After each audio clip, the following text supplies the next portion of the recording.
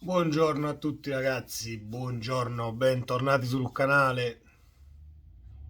Nottata insonne. È una sconfitta che brucia non per il fatto della classifica, non per il fatto dei punti, non per la corsa allo scudetto. È una sconfitta che brucia tantissimo per come è arrivata, perché non abbiamo giocato la partita, presuntuosi un tantino, soprattutto nel primo tempo. Comunque è una bella scoppola sicuramente e se la vogliamo dire in napoletano, che figura in merda. Che bruttissima figura che abbiamo fatto ieri sera. A caldo volevo fare il video, ma non c'è stato verso. Non voglio dire che ero senza parole, ma c'era un bel po' di rammarico e c'è ancora perché la notte che è passata è stata completamente in bianco. Ha dell'incredibile questo 4-0, secondo me. Lo dovevamo evitare, ci stava la sconfitta, la mia schedina caricata sul canale giovedì. Parla chiaro, X2 avevo messo già, annusavo qualcosa di strano.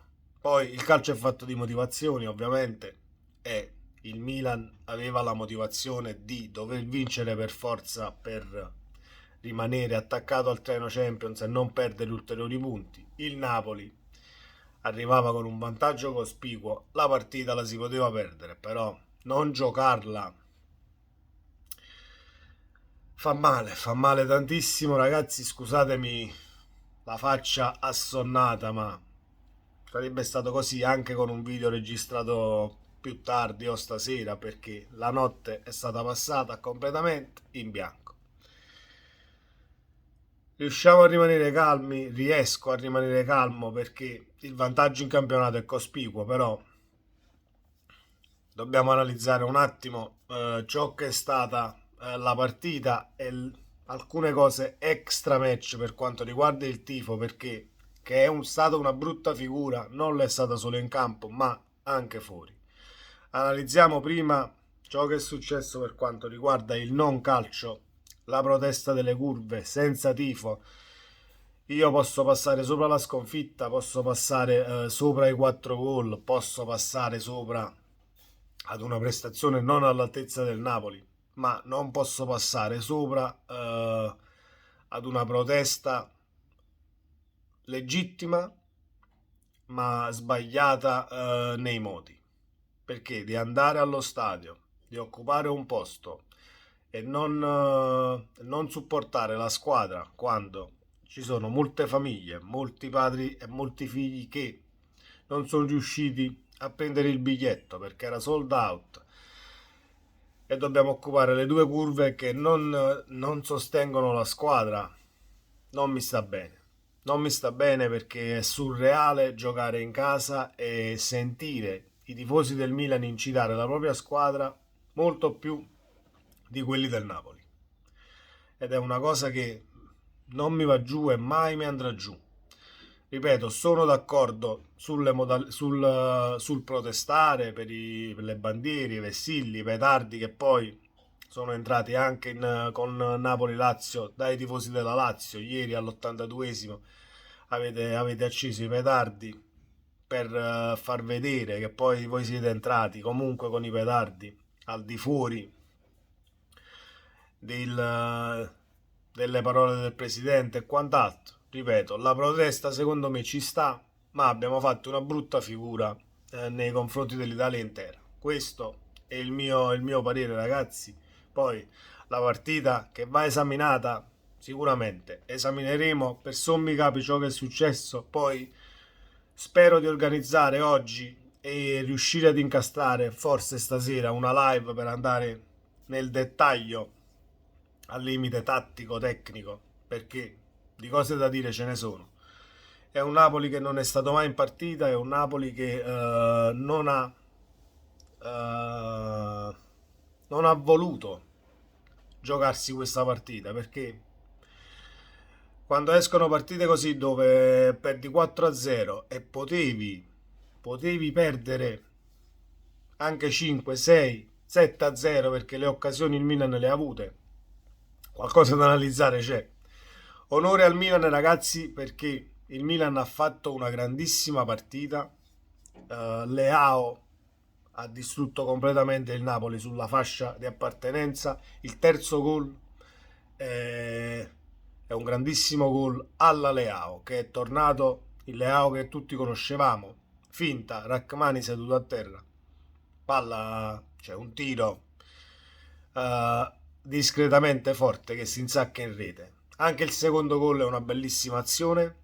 1-2, Leao Giroud, lo scarico a sinistra, il cross al centro dove continuiamo a dormire.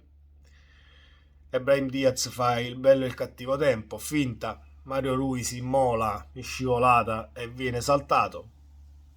La deviazione di Kimmich è il secondo gol del Milan.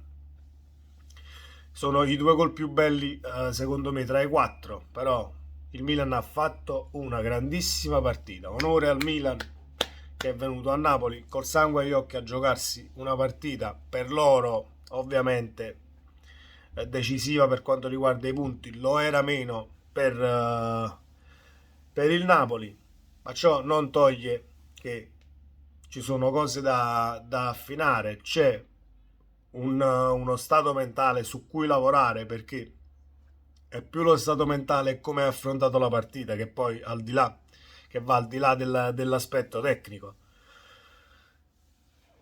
Una cosa, una cosa importante la voglio dire, perché Spalletti è da 20 giornate tra Champions e campionato che dichiarazione dopo l'altra cerca di portare gli animi ad un livello di normalità senza strafare con i festeggiamenti, senza essere presuntuosi su alcune, su alcune vicissitudini tecniche per come gioca. Siamo troppo forti e siamo i favoriti e siamo qua e siamo là. Spalletti cerca sempre di portare un attimo gli animi ad un livello accettabile, ma a quanto pare né i tifosi e né nessuno recepisce le parole del nostro mister. Detto questo ragazzi, vi invito sempre ad iscrivervi al canale, attivate la campanella, accettate questo sfogo pacato e deluso di un tifoso del Napoli. Cercheremo di andare nel dettaglio e di approfondire la situazione, perché questa è una partita che può portare strascichi psicologici. Mi auguro di no, perché Spalletti è molto bravo in questo, a riuscire a ribaltare le situazioni e trasformarle in benzina e rabbia. L'abbiamo già visto quest'anno ed è quello che il Napoli deve fare, è l'unica cosa che si può fare al momento, perché non riuscirei per niente ad accettare un contraccolpo psicologico dopo questa partita, compromettendo l'andazzo della stagione. Vessilli, scudetti tatuati, la città è tutta azzurra. Siamo sempre gli stessi. Bisogna festeggiare ad obiettivo ottenuto. Io l'ho sempre detto, bisogna festeggiare ad obiettivo ottenuto. No, con questo non sto dicendo che il Napoli con la sconfitta di ieri abbia compromesso lo scudetto, perché sono 16 punti sulla seconda e sono relativamente tanti, ma se da questa partita psicologicamente non ti rialzi subito, può portare degli strascichi a livello di prestazioni future. Testa a Lecce, perché sono i prossimi 3 punti da fare. Ripeto, questa sconfitta ci sta, perdere 3 punti non ci sta per niente il modo in cui li hai persi, però sarebbe un dramma, o meglio sarebbe più di questo un dramma, perdere 3 punti con il Lecce, che in casa loro dicono sempre la sua e non sarà una partita facile. Poi a mercoledì o martedì 12, comunque il 12 che giochiamo il quarto di finale con il Milan, ci dobbiamo arrivare, ma comincerò a pensarci dopo il Lecce, di partita in partita, come ha sempre predicato Spalletti e come ci ha sempre abituato questo Napoli quest'anno, e così che dobbiamo ritornare. Meglio così che andiamo a Milano da sfavoriti, tra virgolette, dopo aver preso questi 4 palloni meritati dopo la grandissima prestazione del Milan. Ragazzi, ci vediamo nel prossimo video. Spero stasera di riuscire ad organizzare una live per andare nel dettaglio ed essere un po' più precisi sugli argomenti. Prenderemo delle statistiche che sono da piangere, perché ovviamente le ho già viste e ho già cercato di analizzarle personalmente. Vediamo cosa succede, vediamo se riusciamo a rialzarci da subito, perché anche queste sono sconfitte formative dove una squadra deve riuscire a migliorare gli aspetti psicologici. Questo era quanto per quanto riguarda Napoli-Milan 0-4, che poteva essere uno 0-6 molto tranquillo. Ci vediamo nel prossimo video e sempre Forza Napoli. Ciao.